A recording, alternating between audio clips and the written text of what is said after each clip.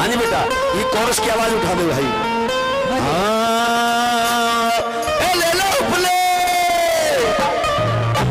बाण मेरे सखिए मेरे, बाण मेरे सखिए मेरे, उपले ले लो मैं उपले चढ़ आई, बाण मेरे उपले ले लो मैं उपले चढ़ आई। बालम गए पर समरे, बालम गए पर खूब बढ़ाई, बाण मेरे उपले चढ़ आई, सखिए मेरे उपले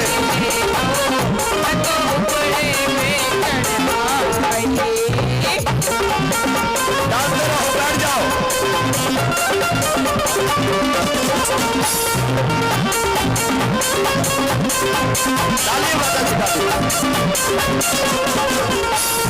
हाँ भाई, इसको मेरे समाज के लोगों इस गाने को मजाक में मत लेना, गौर से लाइनों को सुनना। क्या हुआ? हाँ, एक नहीं दो नहीं तीन नहीं चार पांच नहीं छह नहीं सदी पूरी सात, एक नहीं दो नहीं तीन नहीं चार, एक ही बार आऊंगा,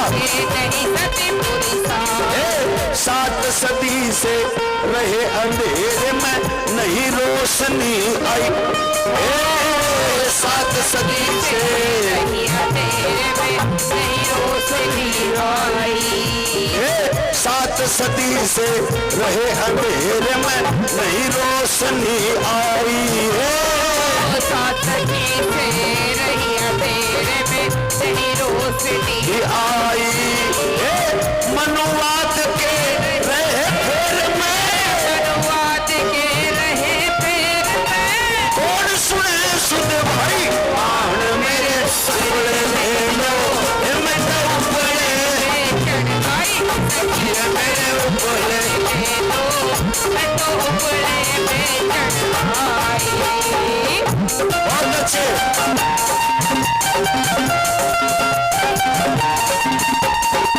चोरी यहीं तक आएगी, आपको यहीं आना पड़ेगा। आइए, आशीर्वाद सबने, बहुत बहुत साधुवाद।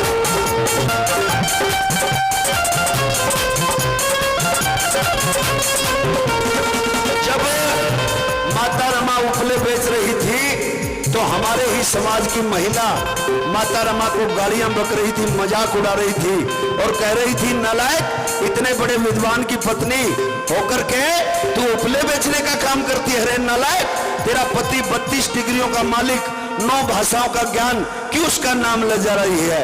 माता रमा रोते हुए कहती, बहन कोई भी काम छोटा बड़ा नहीं होता। और वो औरतें कहती हैं कि बड़ौदा का राजा जो 25 रुपए वजीफा देता है उससे तुम्हारा घर नहीं चलता। तो माता रमा रोते हुए क्या कहती है, जरा गौर से सुना मेरे समाज के लोगों। बहुत अच्छे,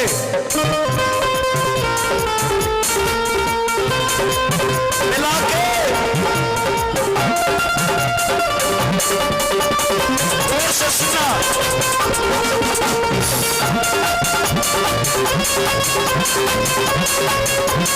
सुनो, हाँ गौर से सुनना मेरी बहनों। हाँ, 25 रुपये मिले वजीफा पर PhD की पढ़ाई, ताली बजा करी वैसे बोलो, PhD की पढ़ाई, 25 रुपये मिले वजीफा पर PhD की पढ़ाई, बोलो 25 रुपये मिला वजीफा पर PhD की पढ़ाई। फिर क्या हुआ? पढ़ायो बेटा मेरा मर गया, पढ़ायो बेटा मेरा मर गया, नहीं दवाई, बाण मेरे उपले ले लो मैं उपले चढ़ आई, सखिए मेरे उपले ले लो मैं तो उपले में चढ़ आई। गौर से सुनना, गौर से,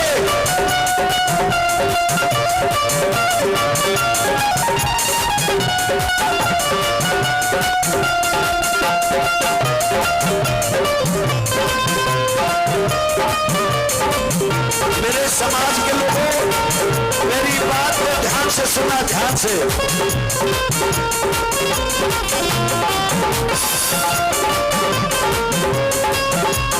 और बहुत सारे मेरे बुद्धिजीवी साथी बैठे हैं जिन्होंने कैडर को पढ़ा है और वो सोचेंगे कि मेहरा जी बाबा साहब के तो 5 बच्चे थे, 4 लड़के और 1 लड़की।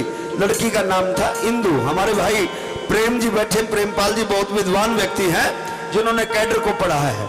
मैं मानता हूं सच्ची बात है कि बाबा साहब के 4 बेटे थे और 1 बेटी थी, लेकिन साथियों 1 बेटा बाबा साहब का नालायक था जिसकी संतान आज भी दुश्मन की पार्टी में काम कर रही है। मेरी बात को समझे कि नहीं समझे?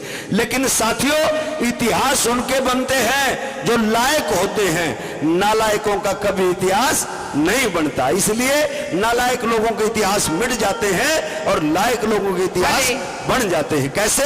जरा गौर से सुना, बहुत अच्छे। हाँ, एक बाबा साहब की बेटी भी थी जिसका नाम था इंदु। क्या नाम था? फिर क्या हुआ? पहला बेटा मर गया, फिर इंदु का नंबर। कैसे? हाँ, इंदु बेटी मेरी लाडली मन के बीच समाई। बोलो इंदु बेटी, मन के बीच समाई। फिर इंदु तो चली गई, फिर किसका नंबर? तीसरा बेटा भी मर गया है।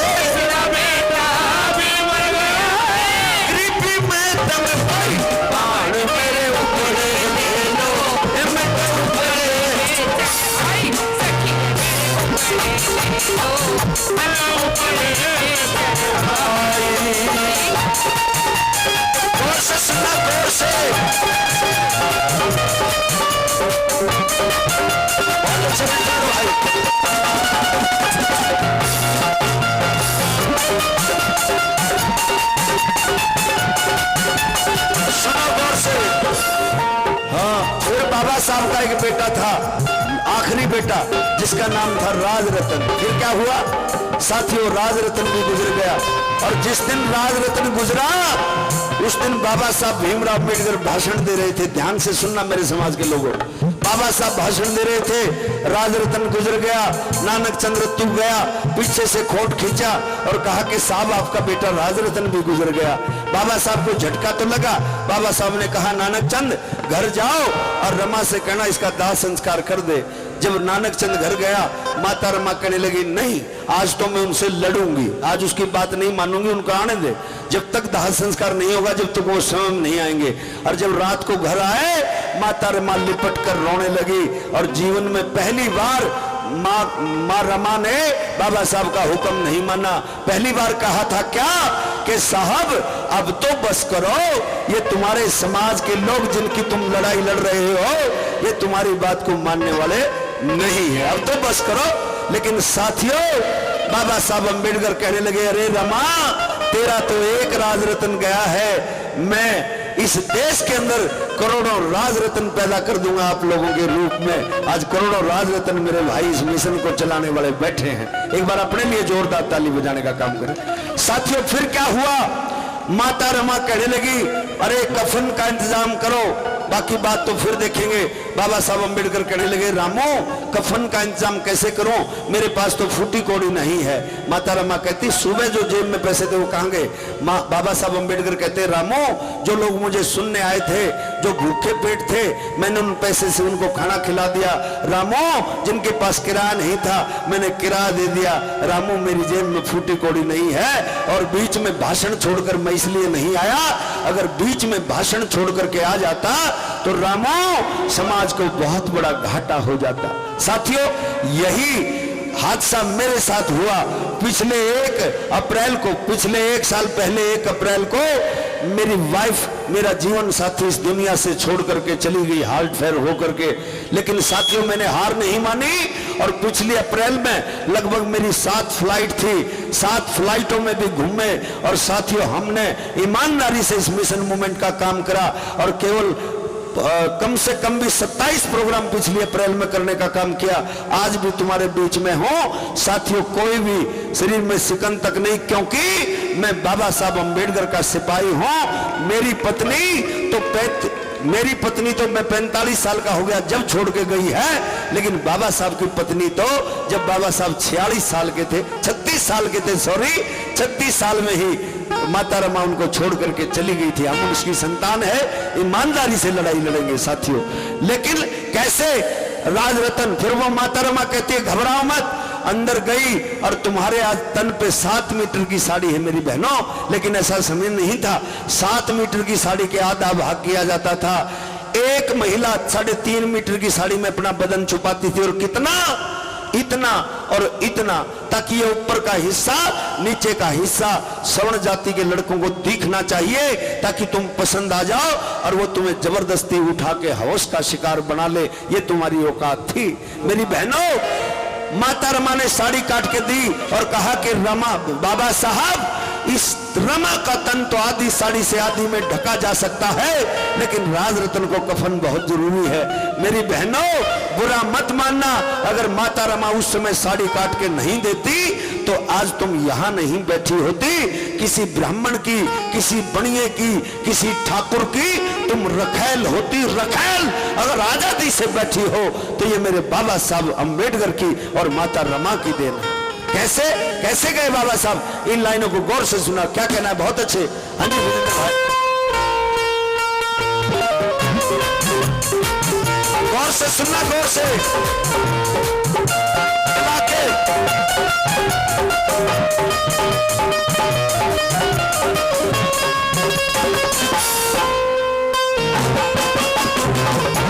बहुत अच्छे। राज रतन भी चला गया, फिर खुद चली रमाबाई।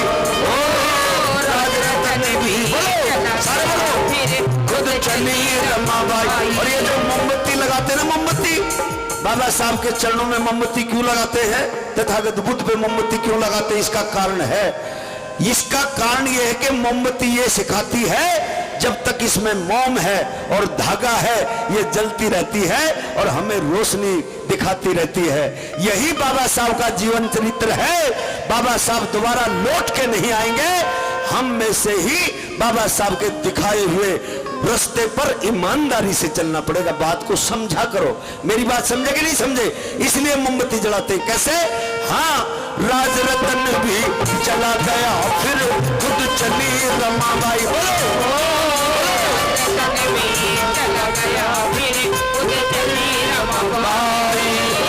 खुद चल गए बाबा साहेब, हमको राह दिखाई, मेरे बोले लो चले आई सखी मेरे रात्रि छोटी है, हमें भी निकलना है, मैं जरूरी काम करके चला जाऊं।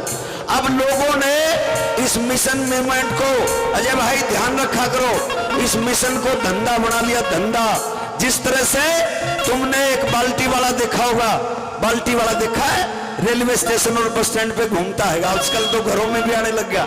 एक बाल्टी में थोड़ा सा धुआं होता है, सोमवार के दिन उसमें सब्जी होता है, फिर आता है मंगलवार, फिर मंगलवार को आदमी वही, बाल्टी वही, धुआं वही, मंगल को हनुमान, फिर आता बुधवार, आदमी वही, बाल्टी वही, धुआं वही, मूर्ति नहीं, फिर आता बृहस्पतिवार, आदमी वही, बाल्टी वही, धुआं वही, बुध देवता, बृहस्पति देवता, शुक्र देवता, शुक्र को शेरा वाली, और शनिवार को बड़ा खतरनाक देवता शनि देवता, है ना।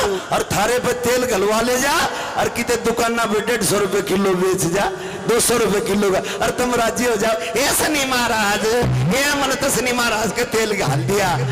इसलिए बचो इनसे। कैसे मुंह खोटा लगा के आते हैं, जरा गौर से सुना। अब ताली बजा सकते हो, मेरे साथ गाते हो, हाँ बाण मेरे ऊपर ले लो, बजाओ सखी मेरे ऊपर ले लो, मैं तो ऊपर चढ़ आई, बालों के पर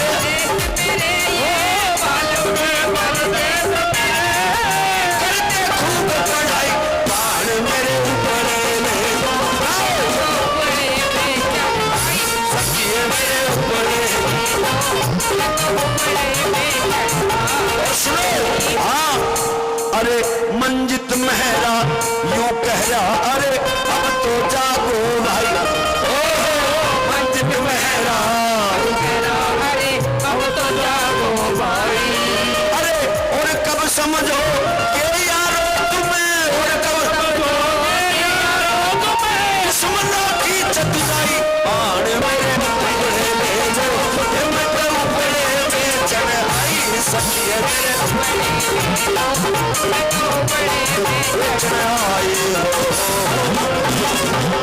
किस किस को ये गीत अच्छा लगे एक बार ताली बजा के गीत का सम्मान कर दे, माता रमा का सम्मान कर।